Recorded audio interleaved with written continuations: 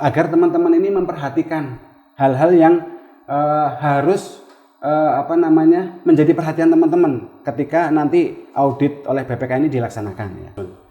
Jadi kami malah apresiasi nih luar biasa ke teman-teman yang memiliki latar belakang bukan akuntansi, bukan ekonomi juga ya, tapi bisa nyusun laporan keuangan. Saya bisa membayangkan effortnya itu mesti luar biasa mas. Yeah. Apakah berarti kalau sudah dapat top ini WTP ini sudah top gitu ya mas? Yeah. Udah luar biasa lah, udah sempurna begitu ya pengelolaan keuangan di Kabupaten Purbalingga. Bisa iya, bisa belum mas Ian gitu ya. Mas ya. Dari pihak lain, ya, misalnya nih Pemda dapat hibah apa dari Bank Jateng misalnya ya. Nah itu di tahun 2024 berupa aset tetap, itu juga harus dicatat.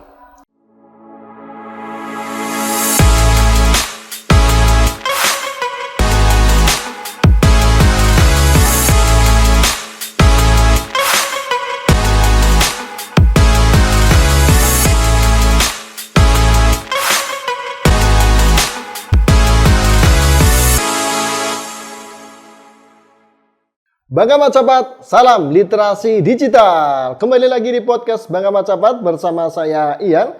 Dan kali ini kita kedatangan tamu dari Badan Keuangan Daerah Kabupaten Purbalingga, yakni Kepala Subbidang Akuntansi Bakauda Purbalingga, Mas Kurniawan. Selamat pagi Mas Kurniawan. Selamat pagi Mas Ian. Sehat ya Mas Kurniawan ya? Alhamdulillah sehat Mas Ian, sehat. Alhamdulillah sehat. Baik.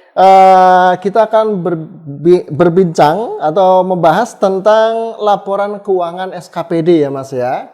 Nah, biar pemirsa jadi lebih paham nih tentang laporan keuangan SKPD itu sebenarnya apa? Bisa tolong dijelaskan Mas Wawan?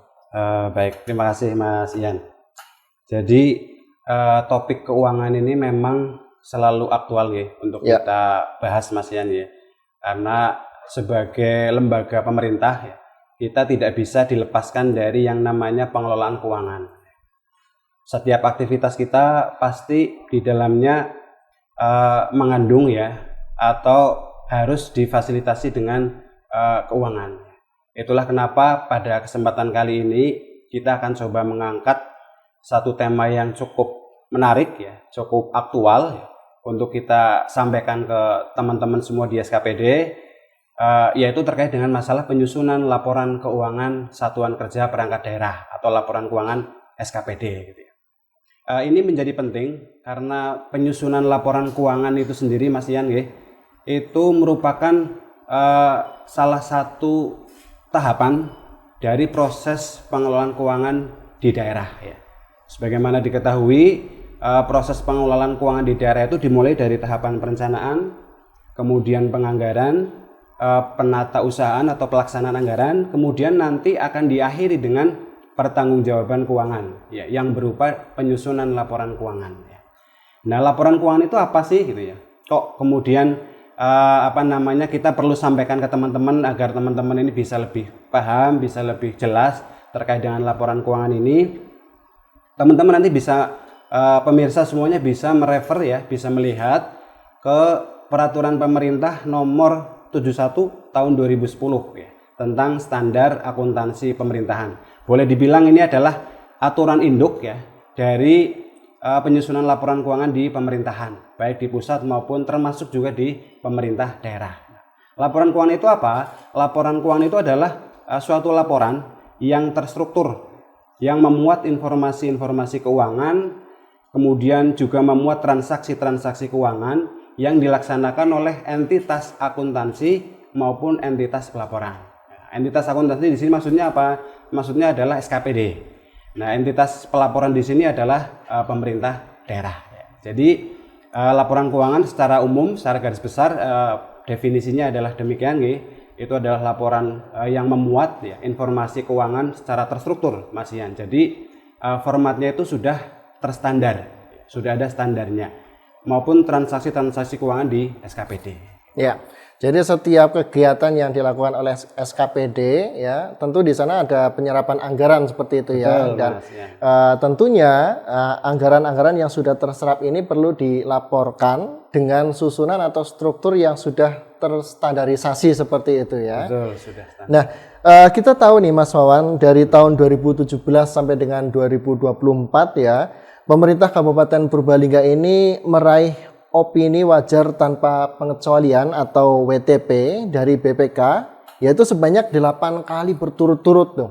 Ya. Ini apakah berarti bahwasanya pengelolaan keuangan kita atau di pemerintah Kabupaten Purbalingga ini secara umum dan laporan keuangan kita secara khusus sudah sempurna Mas dengan perolehan tadi penghargaan 8 kali berturut-turut WTP tadi? Betul ya Mas Ian, memang alhamdulillah pemerintah Kabupaten Purbalingga sampai dengan tahun 2024 ini sudah memperoleh opini wajar tanpa pengecualian atas laporan keuangan pemerintah daerah sebanyak 8 kali secara berturut-turut ya. Jadi mulai dari tahun 2017 dan seterusnya sampai tahun 2024 ini ya.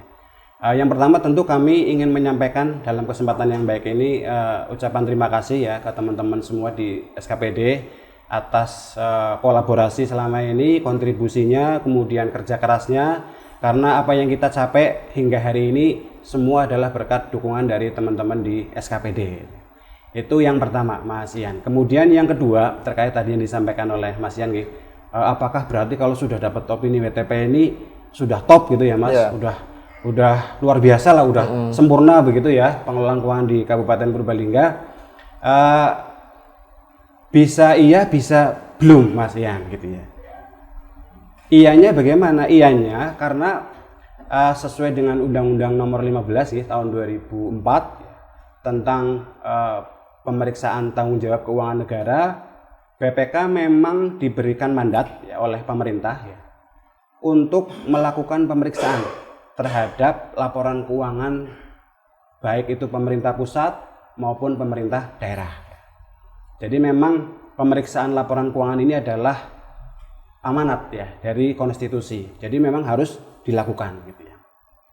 Nah, dalam pemeriksaan laporan keuangan ini tujuan dari BPK melakukan audit, melakukan pemeriksaan adalah untuk mendapatkan atau untuk memberikan ya Mas Ian opini ya atas laporan keuangan. Ya. Opini maksudnya bagaimana? Opini adalah BPK akan melihat sampai sejauh mana tingkat kewajaran laporan keuangan yang disajikan oleh sebuah entitas pelaporan.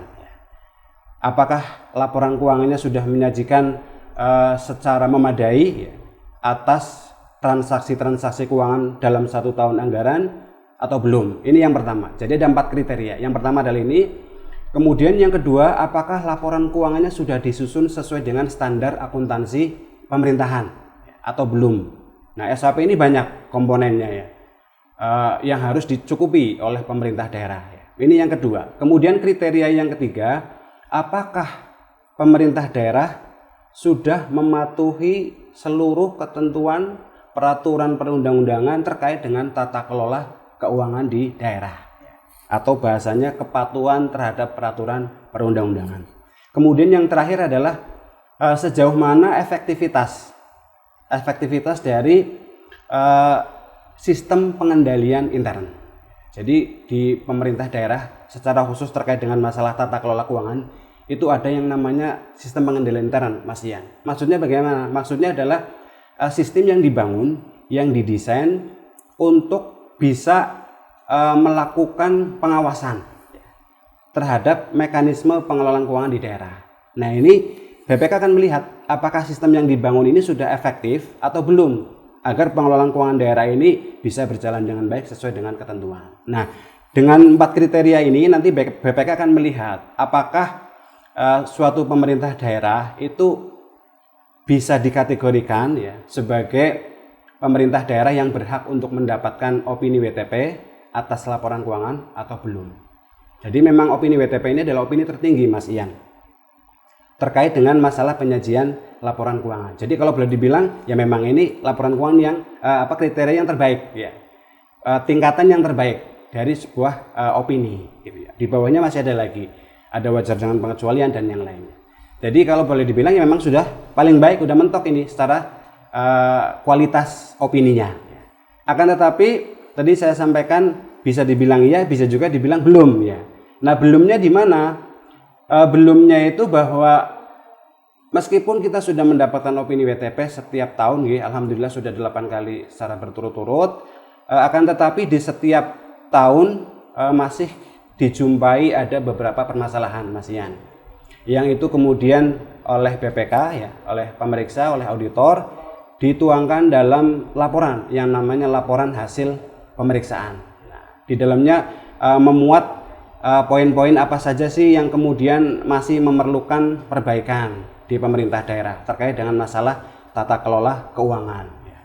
Maka kalau bisa saya sampaikan memang kita opininya sudah terbaik, WTP ini sudah paling tinggi, Mas Ian, udah nggak ada lagi opini yang lebih tinggi dari WTP, udah mentok Mau kita mendapatkan opini WTP 10 kali tetap opininya akan WTP terus gitu Tidak mungkin bisa lebih tinggi dari WTP. Akan tetapi meskipun sudah WTP, masih ada PR-PR sebenarnya, Mas. PR-PR yang perlu dibenahi oleh kita semua, baik di pemerintah daerah, di Bapouda sebagai pembina pengelolaan keuangan di daerah, maupun oleh SKPD pada umumnya. Itulah kurang lebih tadi yang ditanyakan oleh Mas Ian, apakah sudah sempurna, sudah paling baik? Ya sudah baik, tapi kita masih perlu perbaikan di beberapa hal, begitu Mas Ian. Ya, berarti hal tersebut juga dijumpai mungkin di kabupaten ataupun kota lain di Indonesia. Artinya ketika satu pemerintah daerah mendapatkan opini WTP tadi itu sebagai opini tertinggi, tapi tentu masih ada PR, yang itu PR mungkin tidak akan mempengaruhi penilaian dari opini WTP tersebut Cuma memang harus diperbaiki untuk di intern masing-masing pemerintah daerah seperti itu Intinya meskipun kita sudah mencapai puncak penghargaan, itu kita tidak boleh berpuas diri Artinya masih harus terus perbaikan dilakukan sehingga laporan keuangan ini bisa istilahnya mungkin penyusunnya sesuai dengan standarisasi dan sebagainya, kemudian ketepatan waktu mungkin untuk menyampaikan laporan dan sebagainya, seperti itu Mas Betul, Mas. Ya, intinya tetap kita terus melakukan perbaikan dan perbaikan seperti itu. Nah, ketika SKPD itu mereka menyusun laporan keuangan di tahun 2024 ini khususnya, apakah dari Bapouda ini kemudian menyusun panduannya, Mas? Panduan penyusunan laporan keuangan untuk SKPD atau perangkat daerah, Mas? Terkait dengan penyusunan laporan keuangan SKPD, apakah kami menyusun panduan atau tidak? Pertimbangannya apa ketika menyusun panduan itu?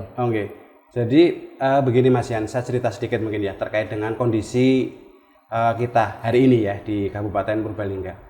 Jadi hari ini kita punya 45 SKPD, Mas. 45 SKPD ini terdiri dari 18 kecamatan dan 27 badan atau dinas, termasuk di dalamnya ada Seda, kemudian Sekretariat DPRD, Inspektorat, ini termasuk ke kategori badan dinas. Itu ada 27 totalnya.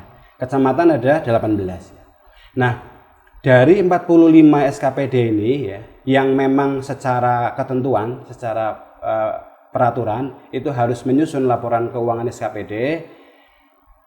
Ini ada fakta yang sebenarnya kita cukup prihatin dengan kondisi di lapangan Dari 45 SKPD ini yang penyusun laporan keuangannya itu memiliki latar belakang baik secara pengalaman atau pendidikan di bidang akuntansi atau di ekonomi begitu itu relatif masih sangat kurang.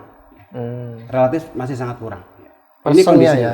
Personilnya. Karena masing-masing SKPD ini kan ada petugasnya yang menyusun laporan keuangan SKPD. Ini ada personilnya, ada petugasnya. Nah, kondisi saat ini dari 45 SKPD itu baru 6 SKPD, Mas Ian, yang personil penyusun laporan keuangannya ini memiliki background latar belakang akuntansi secara khusus. Berarti 6 dibagi 45, hanya sekitar 13%, Mas Ian. 13%. Nah, kalau kita tambahkan dengan teman-teman yang memiliki latar belakang ekonomi, nggak spesifik akuntansi, Mas. Kalau tadi kan akuntansi Nah, ini kita bicara lebih umum lagi. Oke lah, kita tambah dengan yang ekonomi. Itu baru totalnya itu 17 SKPD dari 45. Atau kalau di persentasekan itu hanya sekitar 38%. Belum ada separuhnya Mas ya. Nah, sisanya bermacam-macam. Ada yang latar belakangnya kesehatan, ada yang latar belakangnya mungkin di bidang sosial dan sebagainya.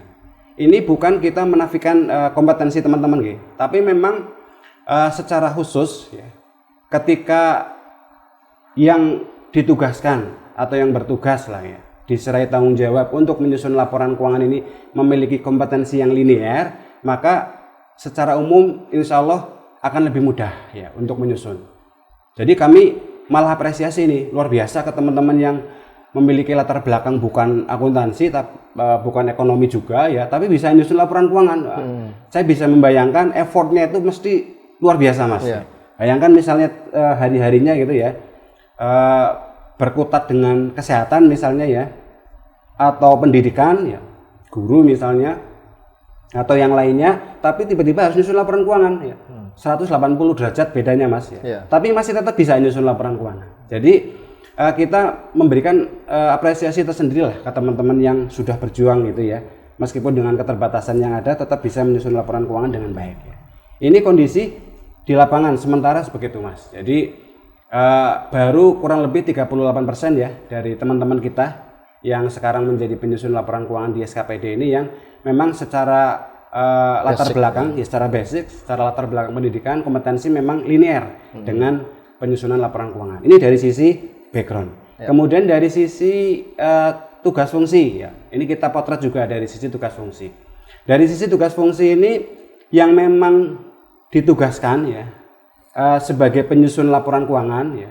Dari BKPSDM itu SK jabatannya bunyinya adalah penyusun laporan keuangan, itu baru 2 SKPD Mas. Bayangkan dari 45 SKPD baru 2 yang secara definitif ya. Memang yang bersangkutan itu jabatannya adalah penyusun laporan keuangan. Iya. Cuman berapa persen itu? 2 dibagi 45. Masih sangat sedikit sekali gitu. Nah, sisanya siapa? Nah, sisanya ini teman-teman yang selama ini berjuang menyusun laporan keuangan ini ternyata ada yang bendahara pengeluaran Mas. Jadi bendahara pengeluaran ini merangkap sebagai penyusun laporan keuangan. Ya. Padahal kalau kita bicara tugas fungsi itu 2 hal yang berbeda. Bendahara pengeluaran ya tugasnya ada, penyusun laporan keuangan juga tugasnya tersendiri berbeda. Nah, ini ada yang bendahara pengeluaran, ada lagi yang kasubag keuangan di beberapa SKPD, dan ada lagi yang sama sekali tidak terkait dengan masalah pengelolaan keuangan. Jadi di luar 2 itu, di luar bendahara pengeluaran juga bukan, kasubag keuangan juga bukan, penyusun laporan keuangan apalagi bukan, tiga-tiganya. Jadi yang lainnya. Nah, ini kita melihat bahwa kondisi-kondisi di lapangan ini kondisi yang tidak ideal tadi yang tidak ideal, kami merasa perlu memberikan lebih ke teman-teman di SKPD agar teman-teman yang tadi ya dengan keterbatasan yang ada ini baik secara latar belakang pendidikan, kemudian secara jabatan tugas fungsinya itu tidak linear dengan penyusunan laporan keuangan, tetap bisa menyusun laporan keuangan. Itulah kenapa kami kemudian sudah cukup lama ya kami membuat menyusun surat edaran yang isinya adalah tata cara penyusunan laporan keuangan SKPD. Harapannya teman-teman ini yang yang secara background tidak linear, kemudian secara tugas fungsi juga tidak linear dengan tugas penyusunan laporan keuangan, tetap bisa menyusun laporan keuangan dengan mengikuti panduan-panduan yang telah kami susun. Jadi dengan begitu kami harapkan laporan keuangan SKPD ini juga tetap bisa disusun dengan baik meskipun ada keterbatasan. Karena begini Mas Ian, tidak mungkin kami di Bapeda bisa menyusun laporan keuangan pemerintah daerah yang bagus, berkualitas, sesuai standar akuntansi pemerintahan, bisa diterima oleh BPK, bisa mendapatkan opini WTP kalau laporan keuangan SKPD-nya belum baik. Jadi salah satu kuncinya adalah laporan keuangan SKPD itu harus baik. Nah, laporan keuangan SKPD ini bisa baik bagaimana? Tentu ketika teman-teman yang bertugas untuk menyusun laporan keuangan ini memahami bagaimana cara menyusun laporan keuangan, apa saja yang harus disajikan, dan sebagainya. Itulah kenapa kami setiap tahun kami selalu berusaha untuk menyusun panduan penyusunan laporan keuangan SKPD yang bisa diacu oleh para penyusun laporan keuangan SKPD. Begitu Mas Ian. Iya, jadi karena seperti itu ya historinya, kemudian realita di lapangan seperti itu, makanya dengan adanya panduan penyusunan laporan keuangan ini diharapkan setiap SKPD itu meskipun basicnya bukan penyusun laporan keuangan ya, mereka tetap bisa membuat laporan keuangan sesuai dengan standarisasi yang ada seperti itu ya. Ya, kemudian hal apa saja nih yang perlu jadi perhatian para penyusun laporan keuangan ini agar laporan keuangan yang disusun itu sesuai dengan standar akuntansi pemerintahan serta bisa mendukung penyusunan laporan keuangan di pemerintah daerah agar berkualitas, Mas. Yang perlu diperhatikan apa saja, Mas? Baik Mas Ian, jadi banyak sebenarnya Mas yang harus diperhatikan ya oleh teman-teman penyusun laporan keuangan SKPD ini agar bisa menyusun laporan keuangan SKPD yang berkualitas dan yang paling penting sesuai dengan standar akuntansi pemerintahan. Itu yang paling penting. Jadi kalau mau kita jabarkan gitu ya, banyak ketentuan yang harus diacu oleh teman-teman sebenarnya gitu ya. Misalnya saja terkait dengan masalah PSAP nih ya. Jadi yang jadi referensi utama ya, atau pedoman utama pada saat menyusun laporan keuangan itu adalah SAP, standar akuntansi pemerintahan. Ini wajib untuk diacu. Karena ketika kita nggak mengacu ke SAP, itu laporan keuangannya otomatis tidak akan mendapatkan opini WTP. Ya, karena yang pertama kriterianya adalah harus sesuai dengan standar akuntansi pemerintahan. Nah ini PSAP ini jumlahnya banyak Mas, ada 17 yang sampai hari ini sudah diterbitkan oleh pemerintah. Kemudian di samping PSAP ini boleh dibilang ketentuan yang sifatnya pokok Mas, pokok-pokoknya saja yang diatur di PSAP. Nah selain PSAP ada juga yang namanya buletin teknis standar akuntansi pemerintahan. Ini jumlahnya lebih banyak lagi, ada 19. Ini juga harus kita acu ya. Kemudian apa lagi? Ada lagi namanya interpretasi pernyataan standar akuntansi pemerintahan ya, atau IPSAP. Nah, sampai hari ini ada 4 ya. Jadi yang harus diacu oleh teman-teman penyusun laporan keuangan ini sebenarnya banyak banget Mas. Kalau dihitung tadi 17 ditambah 9 ya, ditambah 4 ada 40. Ya, ada 40 Mas yang harus diacu. Bayangkan ya. Yang mungkin backgroundnya akuntansi saja bisa pusing Mas kalau harus melihat satu persatu ya. Apalagi yang backgroundnya bukan akuntansi. Makanya kami permudah teman-teman dengan cara kami menyusun panduannya yang lebih ringkas ya, yang insya Allah kalau teman-teman mengacu ke panduan yang sudah kami susun, harapannya laporan keuangannya bisa disusun dengan baik ya, sesuai standar akuntansi pemerintahan dan bisa selesai tepat waktu. Nah poin-poinnya apa saja kita coba sarikan ya Mas dari surat edaran yang sudah kami kirimkan ke seluruh SKPD, dan kesempatan ini kami sampaikan ke teman-teman SKPD bagi yang belum ya, mendownload ya, surat yang sudah kami kirimkan, jangan lupa ya, agar di-download sehingga panjenengan nanti semua bisa menyusun laporan keuangan dengan baik ya, dengan merefer pada surat edaran yang sudah kami susun ya. Yang pertama Mas Ian yang harus diperhatikan oleh teman-teman di SKPD terkait dengan penyusunan laporan keuangan SKPD ini adalah terkait dengan masalah transaksi pendapatan. Ini khusus bagi teman-teman SKPD yang mengelola pendapatan. Tidak semua, hanya ada kurang lebih sekitar 11 SKPD Mas Ian di Purbalingga yang mengelola pendapatan daerah. Nah yang harus diperhatikan oleh teman-teman? Yang harus diperhatikan oleh teman-teman adalah memastikan bahwa seluruh transaksi pendapatan itu sudah di-input seluruhnya di aplikasi pengelolaan keuangan daerah ya. Dalam hal ini untuk tahun 2024 untuk penyusunan laporan keuangan SKPD maupun laporan keuangan pemerintah daerah, kita akan menggunakan aplikasi SIKAP, Sistem Informasi Keuangan Purbalingga. Ya, jadi pastikan ya bahwa seluruh transaksi pendapatan ini oleh teman-teman yang mengelola pendapatan ini sudah diinput semua, tidak ada yang terlewat. Ya. Karena itu nanti akan berpengaruh terhadap posisi keuangan di SKPD. Itu transaksi pendapatan. Kemudian terkait dengan bagaimana kalau misalnya ada transaksi pendapatan yang diterima di 2024 tapi belum sempat disetorkan uangnya ke kas daerah. Mungkin karena faktor diterimanya sudah malam gitu ya. Misalnya kayak di puskesmas atau rumah sakit itu kan pelayanannya sampai malam ya, sampai malam Mas. Jadi nggak mungkin karena sudah tutup banknya gitu ya. Atau di SKPD yang jauh gitu ya, misalnya pasar-pasar yang di luar Purbalingga gitu ya.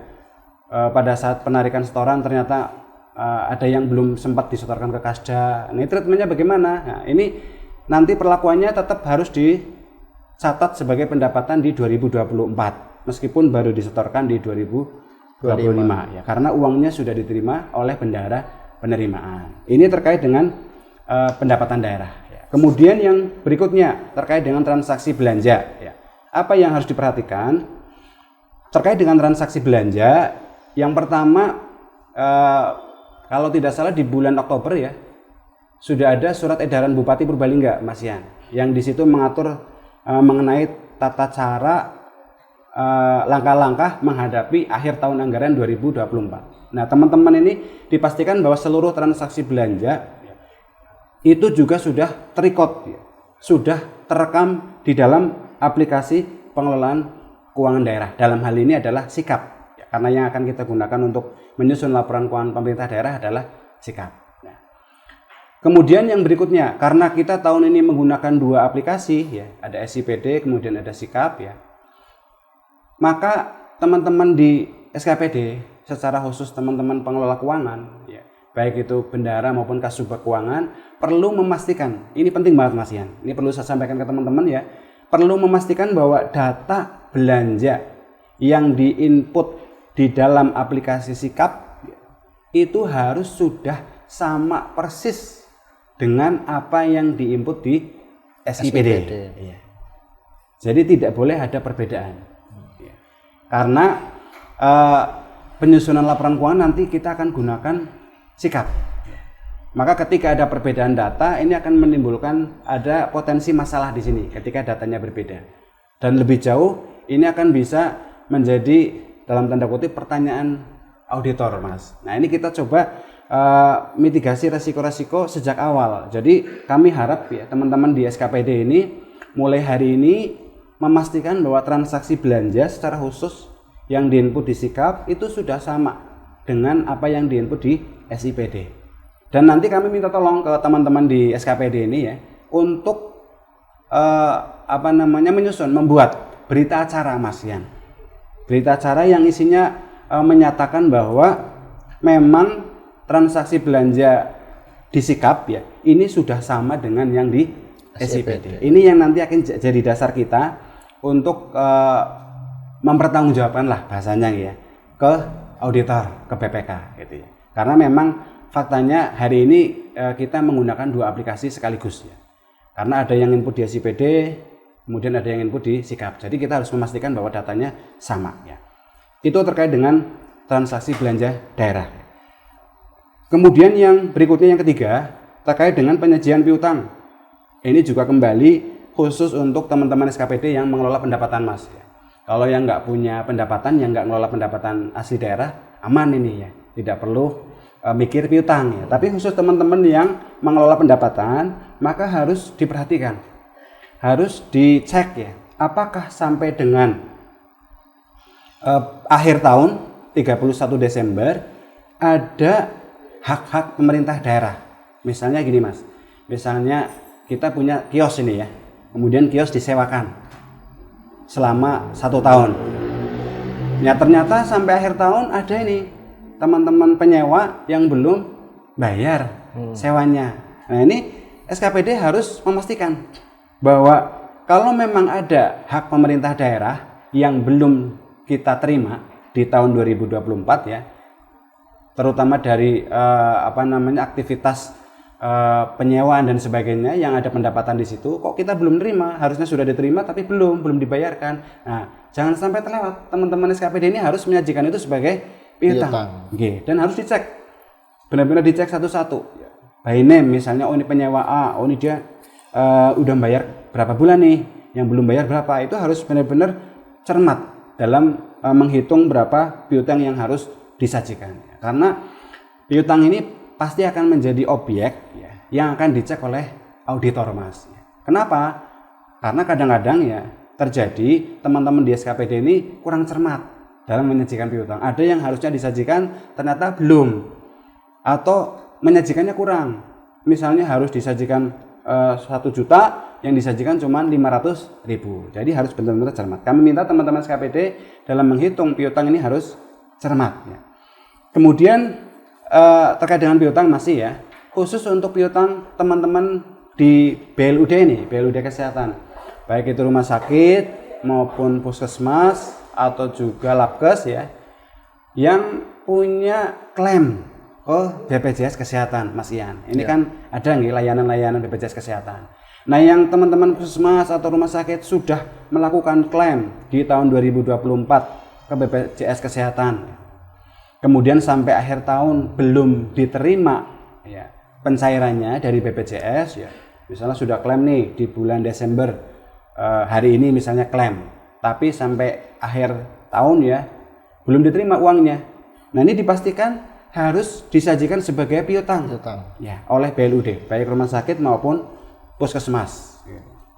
Nah, nilainya yang harus dicantumkan nilai yang mana ini gitu ya. Nilai yang harus dicantumkan adalah yang paling akurat itu adalah sebesar nilai realisasi pencairan piutangnya, Mas. Jadi misalnya dia klaim 100 juta nih ke BPJS, maka yang harus dicatat sebagai piutang di 31 Desember adalah sebesar yang direalisasikan di tahun berikutnya. Misalnya baru cair di bulan Januari nanti 2025 ya, atau Februari. Nah, nilai itulah yang nanti disajikan sebagai piutang di 31 Desember. Itu nilai yang paling akurat karena sudah ada realisasi pencairannya. Ini kalau ada. Terus kalau misalnya sampai pada saat penyusunan laporan keuangan ya, biasanya teman-teman ini nyusun laporan keuangan di bulan Februari. Nah, kalau sampai bulan Februari ini belum cair gimana? Angka yang harus kita pakai yang mana nih? Ya. Angka yang harus dipakai adalah angka klaimnya. Yang kita ajukan ke BPJS. Ya, itu nilainya berapa pada saat kita klaim? Oh, nilainya tadi misalnya 100 juta. Ya sudah, itu yang kita gunakan. Karena memang belum ada pencairan sampai dengan penyusunan laporan keuangan. Kecuali sudah ada pencairan, baru kita gunakan nilai pencairan. Tapi kalau belum ada, ya kita gunakan nilai pengajuannya, klaimnya. Yang jelas harus disajikan piutangnya. Karena itu adalah hak kita untuk mendapatkan pembayaran dari BPJS dengan sebab layanan yang sudah kita berikan ke masyarakat ya, layanan kesehatan. Itu terkait dengan piutang ya. Kemudian kalau misalnya ada denda nih ya atas piutang yang telat, misalnya kayak kita ada PBB, kan ada batas waktunya ya, Mas Ian, sampai bulan September kalau tidak salah ya. Kemudian sampai akhir tahun ternyata belum lunas, belum dibayarkan. Nah, ini dendanya juga ada. Nah, itu juga harus ikut diperhitungkan sebagai piutang. Ya. Jangan diabaikan. Karena pasti pemeriksa akan melihat ketika ada piutang PBB misalnya, itu pasti ada dendanya. Nah, dendanya jangan sampai ketinggalan. Ini terkait dengan penyajian piutang yang ketiga. Kemudian yang keempat terkait dengan penyajian beban dibayar di muka. Nah, ini juga harus menjadi perhatian teman-teman di SKPD. Apa itu beban dibayar di muka? Beban dibayar di muka adalah transaksi belanja yang sudah kita lakukan di 2024 untuk membayar kewajiban-kewajiban di tahun berikutnya. Contoh misalnya gini, Mas. Kita membayar langganan internet misalnya ya. Untuk 1 tahun misal ya. Untuk 1 tahun. Nah, dibayar di bulan November. Kita membayar 1 tahun berarti dari November 2024 sampai dengan Oktober 2025. Nah, untuk yang porsi dari Januari 2025 sampai dengan Oktober 2025 ini harus kita catat sebagai beban dibayar di muka. Dan harus disajikan di laporan keuangan. Karena sebenarnya belum jatuh tempo, Mas. Itu jatuh temponya kan di 2025, tapi kita udah bayar duluan. Karena kontraknya memang seperti itu, bayar di muka begitu nggih. Atau misalnya asuransi yang sering biasanya, asuransi dari bulan Oktober misalnya sampai September. Nah, itu periode tahun berikutnya harus kita catat sebagai beban dibayar di muka. Dan yang tidak boleh dilupakan juga oleh teman-teman adalah ketika ada teman-teman yang punya atau beli token listrik ini yang kadang-kadang kelewat gitu ya. Misalnya di akhir tahun, wah masih ada anggaran nih untuk beli listrik prabayar, kita pakai sajalah biar nanti tahun berikutnya nggak bingung gitu ya. awal tahun uangnya belum bisa dicairkan ya, belum ada UP dan sebagainya, misalnya listriknya habis, bingung nih. Nah, dia belilah di bulan Desember atau kan listrik banyak dalam jumlah besar misalnya. Nah, sampai akhir tahun kok masih ada. Nah, itu juga harus dijadikan sebagai beban dibayar di muka. Karena kita sudah bayar tapi belum kita gunakan listriknya. Nah, itu juga harus disajikan sebagai beban dibayar di muka. Nah, yang tidak boleh terlewat juga, misalnya ada teman-teman di SKPD ini yang mungkin mekanisme belanja BBM-nya, bahan bakar minyak Mas Ian ya, untuk operasional gitu ya, itu ada yang pakai voucher misalnya. Jadi beli voucher ke SPBU ya, kemudian digunakan. Jadi dia bayar dulu Mas, beli voucher misalnya 20 liter atau 100 liter ya, kemudian voucher ini dibagi untuk operasional ya, karyawan, pegawai gitu ya. Kemudian dicairkan ya, digunakan ke SPBU. Nah, kok misalnya sampai akhir tahun masih ada sisa voucher nih belum dipakai. Dia sudah beli, udah bayar ke SPBU, tapi belum dipakai, masih ada. Itu juga harus disajikan sebagai beban dibayar di muka. Sama. Jadi untuk teman-teman nih di SKPD yang punya belanja bahan bakar minyak yang mekanismenya adalah menggunakan voucher seperti tadi yang saya sampaikan, silakan dicek di akhir tahun ada sisa voucher atau tidak. Kalau ada sisa voucher, jangan lupa untuk menghitung kalau dikonversi ke rupiah jadi berapa, Mas ya. Kalau sudah dihitung ketemu angkanya, silahkan disajikan di neraca, di laporan keuangan sebagai beban dibayar di muka. Ini yang berikutnya Mas ya, yang keempat ya. Kemudian yang berikutnya terkait dengan persediaan. Ya. Jadi yang saya sampaikan di sini adalah poin-poin penting yang biasanya itu menjadi perhatiannya pemeriksa ya, pada saat audit. Ya. Jadi yang kelima terkait dengan masalah persediaan. Ini yang sering di beberapa kali pemeriksaan LKPD ya, pemeriksa ini mendapatkan hal-hal yang masih belum sesuai terkait dengan masalah pengelolaan persediaan. Maka kami merasa perlu ya, penting untuk menyampaikan ini ke teman-teman di SKPD terkait dengan persediaan. Yang pertama, teman-teman harus melakukan stok opnam di 31 Desember 2024. Stok opnam itu artinya adalah ngecek di kantor apakah masih ada sisa-sisa persediaan yang belum digunakan, misalnya ATK, kertas masih ada atau tidak nih kertas-kertas yang belum dipakai di tahun 2024. Kalau misalnya masih ada, ada nih, ternyata setelah dicek ada 3 dus misalnya atau 5 dus begitu nih belum dipakai. Nah, ini jangan lupa untuk disajikan sebagai persediaan. Dan yang lainnya, barang-barang yang itu biasanya digunakan untuk operasional perkantoran. Kalau misalnya sampai akhir tahun masih ada sisa, maka harus disajikan sebagai persediaan. Ya. Termasuk juga misalnya ini teman-teman di SKPD yang dia punya belanja barang diserahkan ke masyarakat di 2024 ya.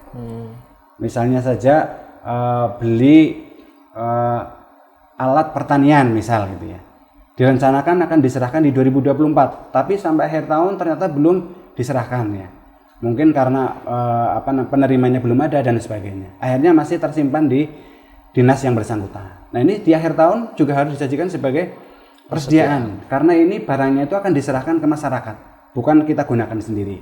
Beda ketika barang itu kita beli untuk digunakan sendiri. Ini juga harus disajikan sebagai persediaan gitu ya. Termasuk misalnya SKPD nih punya atau beli ya, dia bikin atau beli barang yang kemudian itu akan dijual kembali Mas Ian ke masyarakat ya. Misalnya kayak di Dinas Pertanian ya, dia beli benih atau bikin benih gitu ya, kemudian benih ini dijual ke masyarakat. Nah, ternyata sampai akhir tahun masih ada sisa yang belum terjual ke masyarakat. Ini juga harus disajikan sebagai persediaan ya. Jangan lupa, karena kadang-kadang teman-teman ini mikirnya yang namanya persediaan itu hanya ATK, kertas, kemudian yang lainnya. Selain itu bukan persediaan. Nah, ini di kesempatan ini saya sampaikan bahwa barang-barang tadi ya, selain persediaan itu juga bisa disajikan sebagai persediaan. Misalnya tadi yang dibeli untuk dijual lagi, atau yang dibeli untuk diberikan ke masyarakat, dihibahkan ke masyarakat, itu juga termasuk kategori persediaan. Nah, yang perlu menjadi perhatian adalah untuk teman-teman di BLUD, baik rumah sakit maupun puskesmas, karena mereka ngelola obat Mas. Ya. Obat kan banyak banget nih. Mulai dari itemnya, jumlahnya ya. Karena mereka melayani masyarakat, pasti stok obatnya itu banyak. Ya. Agar tidak kehabisan gitu ya. Kan repot ya, ada orang periksa kemudian obatnya entong gitu ya. Kan nggak mungkin ya, masa nggak dikasih obat. Jadi biasanya BLUD ini terutama rumah sakit ya, kemudian puskesmas memiliki stok persediaan yang banyak.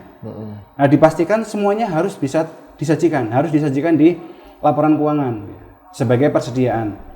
Baik obat-obat yang ada di gudang farmasi ya, di rumah sakit biasanya yang punya ya, puskesmas juga kadang-kadang ada ya.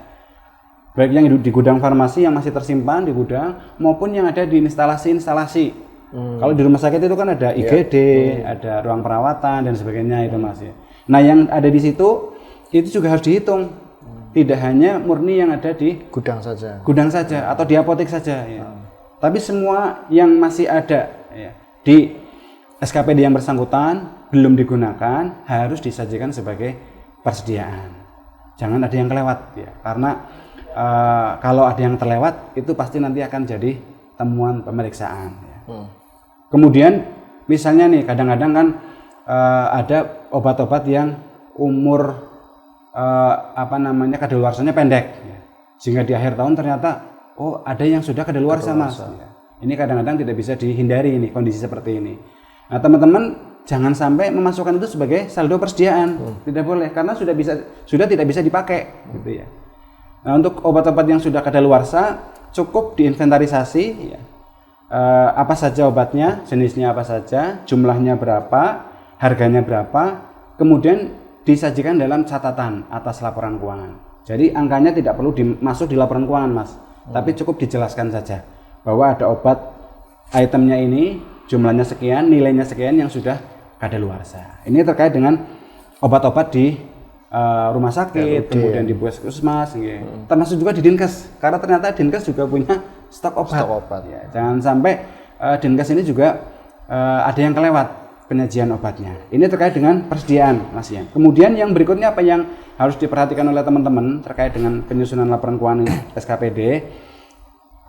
Yang berikutnya ini yang juga nggak kalah penting, yaitu terkait aset tetap, ya, terutama ya, dan aset tidak berwujud atau aset tak berwujud. Jadi boleh dibilang nih aset tetap ini selalu jadi primadona Mas. Primadonanya siapa? Primadonanya auditor. Ya. Karena pasti auditor BPK ini mereka akan memeriksa aset tetapnya pemerintah daerah. Karena sering masalah-masalah itu ditemukan ya. Itu di pengelolaan aset tetap atau pengelolaan BND. Gitu ya. Kadang ada aset yang belum tercatat atau aset sudah rusak tapi masih tercatat dan sebagainya. Makanya aset tetap ini kita betul-betul harus cermat karena akan menjadi salah satu objek yang diperiksa oleh BPK. Gitu. Nah, yang dimaksud aset tetap ini apa? Aset tetap ini adalah aset ya, atau barang yang umurnya itu lebih dari 1 tahun, Mas. Usianya lebih dari 1 tahun, kemudian memiliki kriteria atau memenuhi kriteria kapitalisasi. Nah, kapitalisasi ini maksudnya adalah dari sisi nilai. Jadi ada batasan Mas Ian. Berapa yang bisa kita catat sebagai aset tetap, berapa yang itu tidak perlu dicatat sebagai aset tetap. Misalnya untuk peralatan mesin, batasnya adalah nilainya adalah 500.000. Jadi kalau yang 500.000 ke atas harus dicatat sebagai aset tetap ya, untuk peralatan mesin. Gitu. Ini harus cermat teman-teman. Ya. Dilihat belanjanya seperti apa, belanja modalnya, kemudian asetnya, barangnya di mana, apa wujudnya, kemudian disajikan di laporan keuangan. Ya. Dengan cara diinput di SIM aset dulu, kemudian dari SIM aset akan menghasilkan nilainya yang harus disajikan di laporan keuangan. Ya. Dan yang perlu menjadi perhatian bahwa yang namanya aset tetap itu tidak semata-mata hanya yang diperoleh dari belanja modal. Karena struktur belanja yang itu untuk menghasilkan aset tetap itu harusnya di belanja modal Mas Ian. Ya. Tapi kadang-kadang teman-teman SKPD ini mereka tidak sengaja gitu ya beli aset tetap tapi menggunakan rekening belanja barang jasa. Nah, yang kadang-kadang tidak terdeteksi oleh teman-teman ya. Karena ketika hanya mencocokkan dengan belanja modal. Padahal ternyata di lapangan pernah beli aset gitu ya dengan menggunakan rekening belanja barang jasa. Ini juga harus diperhatikan. Intinya adalah setiap aset yang kita peroleh di tahun 2024, baik melalui pembelian dengan belanja modal maupun belanja barang jasa ya, atau kita juga dapat hibah misalnya Mas ya dari pihak lain ya, misalnya nih Pemda dapat hibah apa dari Bank Jateng misalnya ya. Nah itu di tahun 2024 berupa aset tetap, itu juga harus dicatat. Jadi semua sumber perolehan yang memungkinkan ya itu semuanya harus dicatat. Tidak hanya yang berasal dari belanja APBD saja, tapi dari hibah, termasuk dari kapitalisasi. Ini harus dicatat. Ini terkait dengan aset tetap. Aset tetap. Teman-teman harus benar-benar cermat di sini. Kemudian khusus untuk teman-teman SKPD yang punya saldo aset tak berwujud. Nah, aset tak berwujud ini apa? Aset tak berwujud ini biasanya kalau di SKPD itu adalah bentuknya software, Mas. Nah, software. Jadi kalau SKPD punya software yang digunakan untuk aktivitas operasional sehari-hari, ya, misalnya kayak di kita di Bakuda kita punya software untuk pengelolaan PBB, ya. Ada Simpadda, kemudian ada yang lainnya. Nah itu juga harus disajikan sebagai aset tak berwujud di neraca. Dan yang perlu dicermati adalah ketika di tahun 2024 ada aktivitas pengembangan, Mas. Kadang-kadang kan kalau software ya, agar up to date itu harus dikembangkan, ya, perlu pengembangan. Nah, ketika ada pengembangan di tahun berjalan, jangan lupa itu juga harus dikapitalisasi, menambah nilai perolehan aset tak berwujud tadi.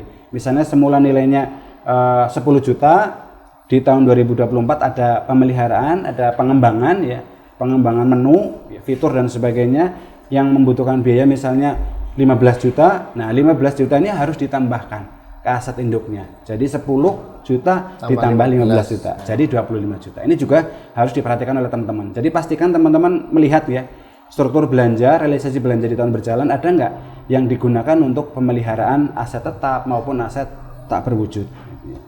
Ini terkait dengan aset tetap. Ya, kemudian yang terakhir terkait dengan penyajian kewajiban atau utang, Mas. Ini biasanya semua SKPD punya, terutama terkait dengan utang belanja pegawai.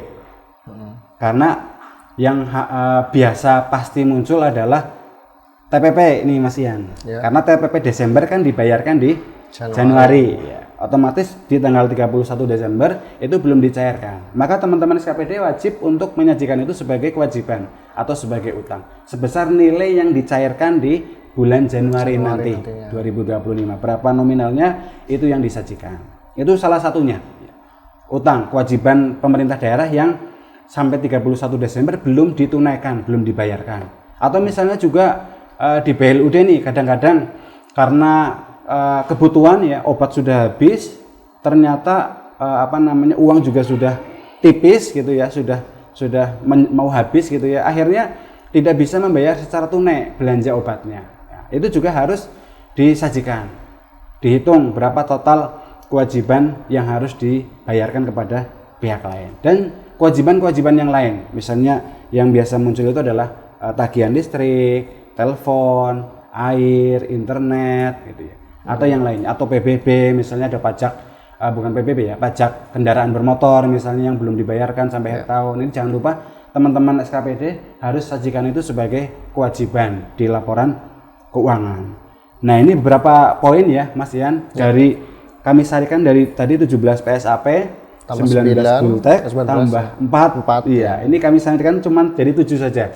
Karena biasanya yang paling penting adalah di akun-akun ini yang sering auditor ini menemukan ada permasalahan. Kurang lebih itu Mas ya. Dari sekitar 40 tadi ya, disarikan tadi 7 yang menjadi perhatian dari auditor seperti itu ya. Agar kita semua ya, khususnya para penyusun laporan ya, tidak luput dengan hal-hal itu tadi. Baik Mas, ketika SKPD membuat laporan keuangan nih, ada nggak sih reward and punishment Mas untuk misalkan SKPD yang paling cepat ya penyusunan laporannya ya, atau misalkan untuk yang paling lambat penyusunannya apakah dapat punishment ya, atau yang paling cepat dapat reward dan sebagainya, ada nggak dari Bakuda Purbalingga nih? Iya, terkait dengan reward ya Mas Ian, reward ataupun punishment bagi teman-teman yang menyusun laporan keuangan SKPD. Alhamdulillah tadi di depan juga kami sampaikan bahwa kami sangat mengapresiasi, sangat menghargai kerja keras teman-teman di SKPD dalam menyusun laporan keuangan SKPD. Maka mulai tahun 2021 Mas ya, mulai tahun 2021 kami berupaya untuk menerapkan mekanisme ya reward. Nah, punishment-nya yang kita sementara masih ketinggalan Mas. Jadi yang sudah kita terapkan adalah kita memberikan reward kepada teman-teman yang sudah berhasil menyusun laporan keuangan dengan baik. Dan insya Allah tahun ini 2024 juga kita akan berikan reward ke teman-teman yang berhasil menyusun laporan keuangan SKPD dengan baik. Karena tadi saya sampaikan ya, ketika laporan keuangan SKPD itu disusun dengan baik, tepat waktu, tidak terlambat, itu akan sangat membantu kami di Bakoda dalam menyusun laporan keuangan pemerintah daerah. Makanya kami merasa berkewajiban ya, kami merasa berkewajiban untuk memberikan penghargaan lah ke teman-teman terkait dengan penyusunan laporan keuangan SKPD. Jadi sudah berapa tahun itu Mas ya? Dari 21 ya, sudah 5 tahun, 5 tahun ya kita memberikan penghargaan ya. Kalau dulu di awal-awal baru berupa piagam, alhamdulillah hari ini kita sudah bisa memberikan piagam dan juga sedikit kenang-kenangan ke teman-teman ya. Tahun kemarin untuk yang juara 1 kita berikan penghargaan dalam bentuk laptop ya. Dan diberikan ke 2 kategori. Jadi baik yang kategori dinas maupun yang kecamatan. Dan yang juara 2 juga kita berikan penghargaan dan seterusnya. Jadi memang ada Mas. Kita berupaya untuk mendorong supaya teman-teman di SKPD ini bisa termotivasi lah gitu ya. Yang misalnya tahun kemarin belum bisa dapat penghargaan, kami harapkan dengan adanya penghargaan ini ya, mereka termotivasi untuk oh ya saya kepengen juga lah dapat penghargaan gitu nggih. Apalagi penilaian LKSKPD ini Mas Ian juga digunakan sebagai salah satu komponen atau variabel ya untuk penilaian OPD of the Year Mas Ian. Iya, jadi salah satu komponennya adalah penilaian LK SKPD. Jadi kalau yang nilainya bagus ya otomatis dapat skor tinggi di penilaian OPD of the Year ini Mas Ian. Ya. Baik, Mas, ada nggak sih tips-tips ya tertentu agar penyusunan laporan keuangan itu bisa berjalan dengan baik, Mas, untuk para penyusun laporan di SKPD ini? Oh iya, memang karena kita menyusun laporan keuangan ini kan dibatasi waktu ya, Mas Ian ya. Sesuai ketentuan paling lambat ini harus selesai ya, harus di laporan keuangan SKPD ini harus dikirimkan ke Bupati melalui Kepala Badan Keuangan Daerah selaku pejabat pengelola keuangan daerah. Itu di surat edaran kami tetapkan maksimal tanggal 14 Februari Mas ya. Jadi maksimal tanggal 14 Februari laporan keuangan SKPD itu harus sudah dikirimkan ke Bupati melalui Kepala Badan Keuangan Daerah dan juga diupload di tautan yang sudah kami tentukan gitu ya. Nah, agar bisa berjalan dengan baik penyusunan laporan keuangan SKPD-nya dan juga bisa tepat waktu gitu ya. Kurang lebih ada beberapa hal ya, ada 7 poin lah di sini yang perlu kami sampaikan ke teman-teman. Yang pertama adalah ini yang paling penting Mas. Selalu berdoa ya kepada Allah Subhanahu wa taala, memohon diberikan kemudahan dalam melaksanakan aktivitas, terutama dalam menyusun laporan keuangan. Karena kadang-kadang meskipun ini sudah rutin dilakukan ya, tapi karena banyak pekerjaan yang lain kadang-kadang jadi tertunda. Maka penting teman-teman yang pertama untuk berdoa. Kemudian yang kedua yang perlu diperhatikan oleh teman-teman ya, tipsnya ya agar bisa menyusun laporan keuangan dengan baik adalah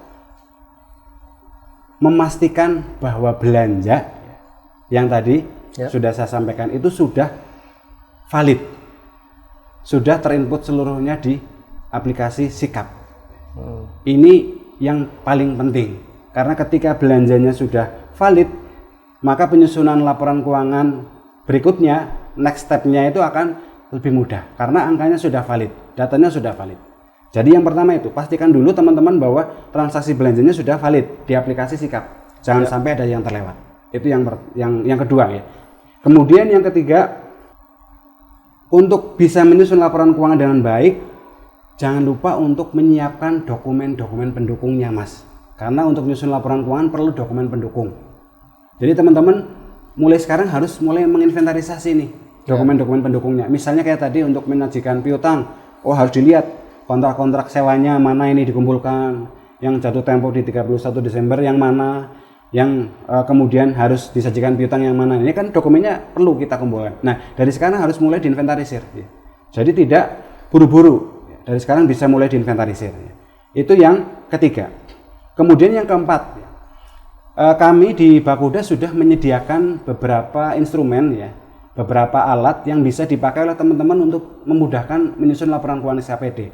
Di antaranya adalah template kertas kerja laporan keuangan SKPD. Ini sudah kami bantu buatkan template-nya. Nah, silakan teman-teman manfaatkan itu, karena itu insya Allah akan mempercepat proses ya. Karena begitu teman-teman menginput angka-angka di template, nanti reportnya itu udah langsung muncul, Mas. Jadi bentuk-bentuk tabelnya itu sudah ada, data-datanya sudah tersajikan secara otomatis ya. Tidak perlu lagi membuat tabel secara manual dan seterusnya. Cukup menginput angkanya, nanti tabelnya akan terbentuk secara otomatis. Ini kertas kerja. Kemudian yang kedua, template catatan atas laporan keuangan. Itu juga sudah kita berikan ke teman-teman di SKPD. Jadi teman-teman tidak perlu berkreasi sendiri nggih. Pusing nanti melihat SAP, gimana sih formatnya, apa yang harus dimasukkan. Nah, kami sudah sediakan template-nya. Silahkan digunakan, dimanfaatkan, tinggal ditambahin poin-poin yang mungkin belum ada. Jadi sangat akan membantu sekali, ya. Akan mempercepat proses, karena tidak perlu ngetik dari awal ya. Kadang kami temukan ya Mas ya, karena mungkin bikin dari awal, ada yang babnya hilang. Ya. Kurang babnya, ada yang subbabnya kurang dan sebagainya. Nah, dengan template itu kondisi-kondisi tadi insya Allah akan bisa dihindari ya, kondisi tadi. Itu yang keempat. Jadi pergunakan template yang sudah kami sediakan. Kemudian yang kelima, tolong diperhatikan hasil penilaian laporan keuangan SKPD tahun 2023 tahun kemarin. Sebelumnya ya, yang sudah kami distribusikan ke semua SKPD. Kami sudah share hasil penilaiannya ya, detail itu ya per masing-masing SKPD itu sudah kami bagikan semuanya. Area-area mana yang masih perlu perbaikan itu sudah kami berikan datanya ke semua SKPD. Jadi misalnya SKPD A, yang kurang adalah di bagian aset tetap. Itu sudah kami nilai di situ. Kelihatan, yang nilainya masih kurang adalah penyajian aset tetap. Ya, berarti nanti pada saat penyusunan laporan keuangan 2024, bagian itulah yang harus diperbaiki. Jadi jangan lupa teman-teman ya, yang mungkin kemarin kelewat belum download hasil penilaian laporan keuangan SKPD 2023, pastikan di-download sekarang dan disampaikan kepada pimpinan SKPD masing-masing. Dan gunakan itu sebagai dasar salah satu referensi untuk menyusun laporan keuangan SKPD 2024 ya. Mas Ian ya. Itu yang kelima ya. Kemudian yang keenam ya. Kami untuk media komunikasi ya Mas, kita membuat ada grup WA ya. Grup WA yang anggotanya adalah penyusun laporan keuangan di SKPD ya. Penyusun laporan keuangan di SKPD. Nah, teman-teman pastikan selalu ngecek informasi yang kami share di grup ya. Karena biasanya ada informasi-informasi baru ya, terkait dengan masalah penyusunan laporan keuangan. Jadi dipastikan teman-teman ya, jangan lupa untuk ngecek info-info yang kami posting di grup, karena di hari-hari ini ya, di bulan-bulan ini akan banyak informasi terkait dengan penyusunan laporan keuangan maupun terkait dengan pemeriksaan oleh BPK yang akan kami share, akan kami publikasikan melalui grup WA ya. Itu yang keenam. Kemudian yang ketujuh, yang terakhir, ketika ada masalah ya, teman-teman pada saat menyusun laporan keuangan kok ada masalah gitu ya, ini saya bingung nih harus bagaimana perlakuannya, treatmentnya, tindak lanjutnya, silahkan segera konsultasikan ke pengampu masing-masing di Bakuda.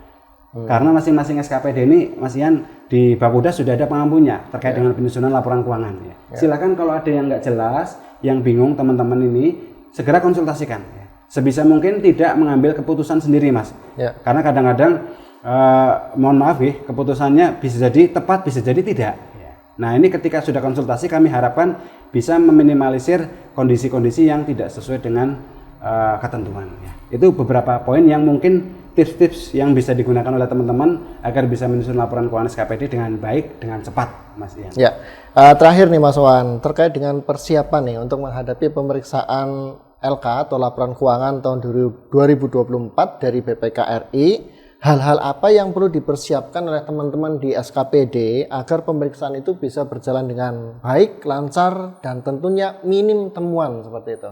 Ya, ini penting juga Mas ya, karena sebenarnya hasil akhir dari penyusunan laporan keuangan SKPD, kemudian laporan keuangan pemerintah daerah, ini endingnya adalah audit oleh BPK ini. Ya. Jadi memang yang kita upayakan dari proses pengelolaan keuangan ya selama 1 tahun, ya, kemudian kita menyusun laporan keuangan SKPD, menyusun laporan keuangan pemerintah daerah, itu hasilnya adalah bagaimana nanti hasil audit pemeriksaan. Ini hasil akhirnya. Ya. Maka penting ya agar teman-teman ini memperhatikan hal-hal yang harus menjadi perhatian teman-teman ketika nanti audit oleh BPK ini dilaksanakan ya.